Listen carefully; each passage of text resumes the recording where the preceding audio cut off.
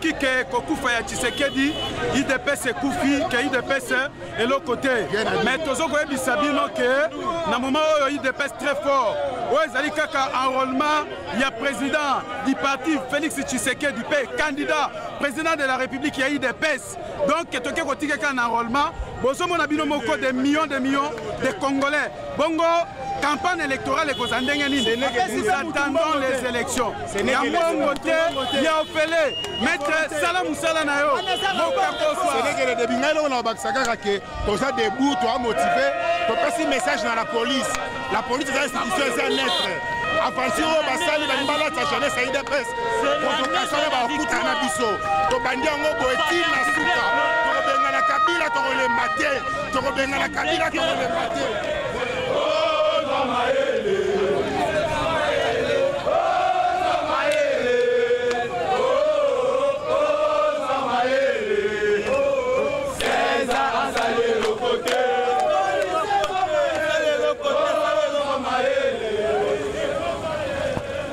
Vous savez, la population congolaise n'attend pas autre chose que les élections à la fin de cette année.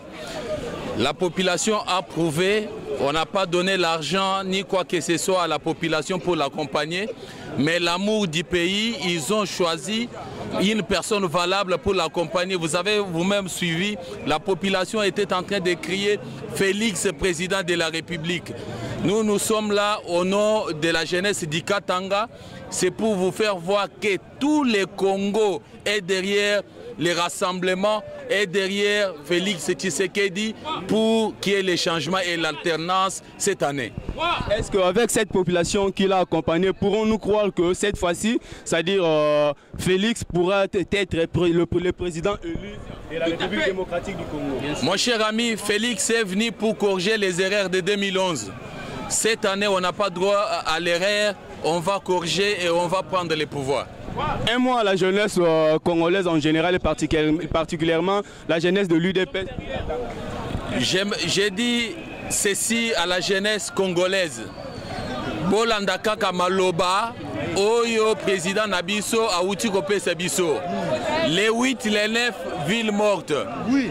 Donc tous à la sima, il y a président Nabiso poto pesa makasi wana to kende liboso. Pour la jeunesse ya Katanga na ebisi bango keto eko sala musala. Président Azana Bango Nakati ya Motema. Biso nyonso tokolemba te. Tozala elongo rassemblement Mobimba Katanga.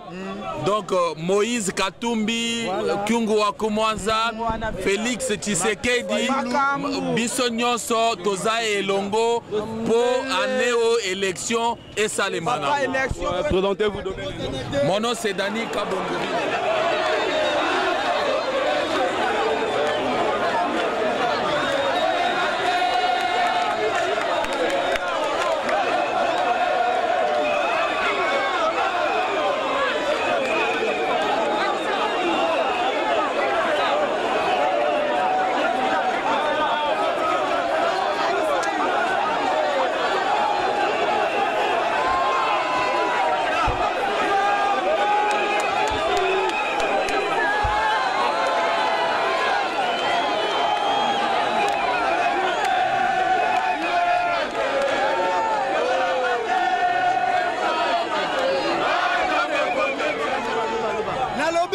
biso na Kabila 2017 asa bomi biso asa nyokoli biso asa ti biso na ba force commune biso na ye 2017 tozo silana biso na bango to silana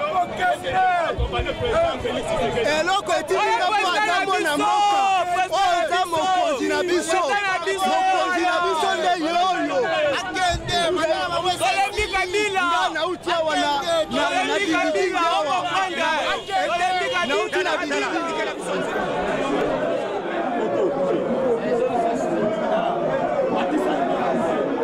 il faut regarder les lumières.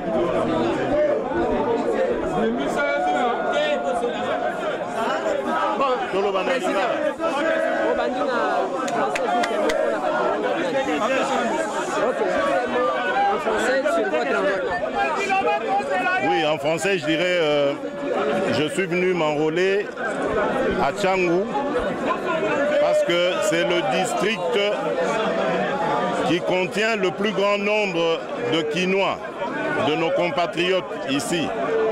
Et j'étais venu me rendre compte moi-même du déroulement des opérations. Vous savez que nous sommes très attachés au déroulement du processus électoral.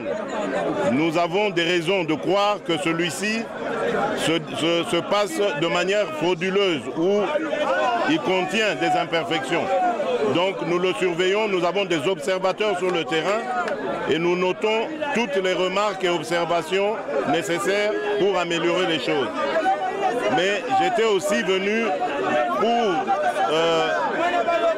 dire à la population un message d'espoir, l'exhorter à avoir du courage parce que nous allons entrer dans une phase décisive de notre histoire qui consiste à l'alternance. Une alternance que nous voulons pacifique bien sûr, mais que nous sommes prêts à arracher même au prix du sang si celle-ci ne nous est pas accordée. Joseph Kabila a eu sa chance en 2016 pour organiser les élections, il ne l'a pas fait. Nous lui avons offert une autre chance, c'est celle d'aller au dialogue en prenant une année supplémentaire au-delà du délai constitutionnel pour organiser les élections. Nous apprenons qu'il donne des instructions à M. Nanga pour qu'on n'organise pas les élections cette année. Et nous disons élections cette année ou départ de Kabila avant le terme de cette année.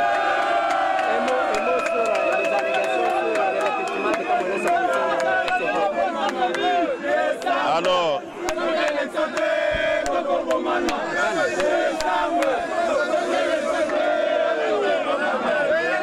par rapport aux allégations sur une certaine complicité de certains membres de l'UDPS avec la milice Kamwenan Sapou, je demande, j'ordonne, j'exige à ce pouvoir finissant d'arrêter la comédie. Une milice traditionnelle ne peut pas avoir des ramifications jusqu'à Kinshasa. Vous ne pouvez pas faire croire ça même aux plus idiots des êtres humains. Nous n'accepterons jamais ce genre d'allégations et nous allons nous défendre par tous les moyens, en tout cas possibles et imaginables, pour faire arrêter cette campagne nauséabonde, une campagne mensongère destinée à salir l'UDPS. L'UDPS a plus de 35 ans d'existence. Elle a toujours prôné la non-violence comme méthode de lutte. Et au contraire de ce qu'affirme ce pouvoir finissant, les victimes se comptent à l'UDPS et non là où on nous le dit. Qu'on arrête, c'est une exigence de ma part, qu'on arrête de manipuler l'opinion. D'ailleurs, cette opinion ne croit pas un seul mot de cette comédie qui s'est passée hier. Il n'y a pas d'accointance entre l'UDPS et les milices qui sèment la mort. Le pouvoir sait d'où viennent ces milices et c'est à lui de s'expliquer. D'ailleurs, nous encourageons l'enquête internationale qui a commencé parce qu'elle dévoilera les vrais dessous de ces cartes-là. Merci. Monsieur le Président. bazali na mosala ya lokumu esengeli kopesa bango mpe lokumu na lifuta ya malonga na condition de vie ya malonga balatisaka basi na bango bilamba ya bien bamemaka bango na bana bazala na classe makambo nyonso ekoka nde biso tozali koluka yango wana tozali kobunda voilà tozali kobunda mpo pasi ya mikolo nyonso esila dollar ekita biloko ekita talo nde yango tozali komona pasi indetermine biso tokolemba lisusu te mboka oyo ezali ya biso toyaki kotika Kabila na famille na ye na mokili te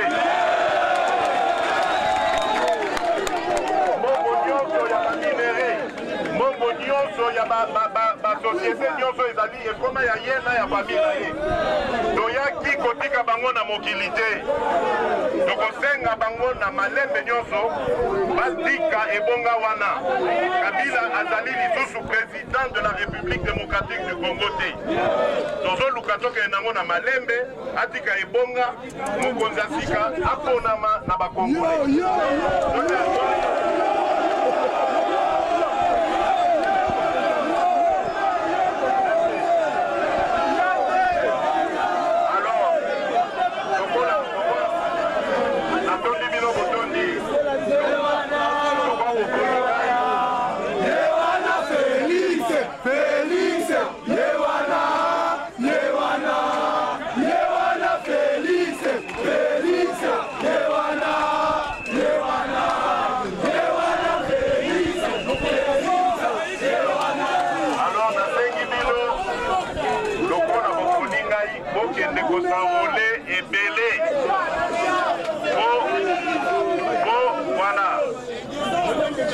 Stratégie ya liboso ya koboma tactique na bango babongisi ya kotriche ezali kozala ebele na enrôlement déjà soki bosanrole ebele mokolo ya élection bokende te soki bovote botika libanda bozeli débrouillement il faut tozwa le résultat le même bino bozonga na kimia nzambe abatela bino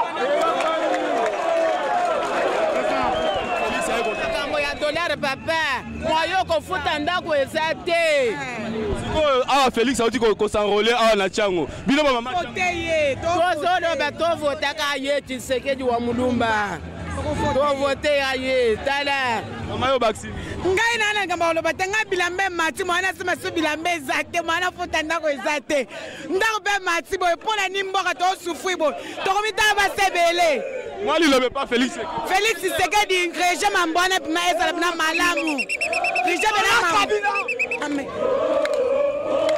alobi le 8 na le 9 matin te photo bima tosa msala mbongo ekita dollar ekita kimia kota na mboka toza na posa kimia pe tobike pe toza na posa pe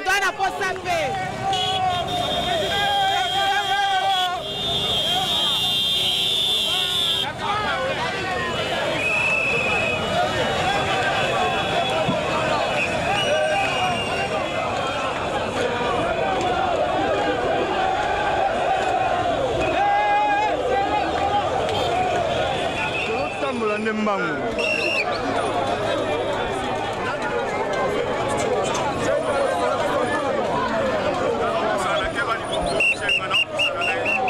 tozotambola nde mbangu nani na biso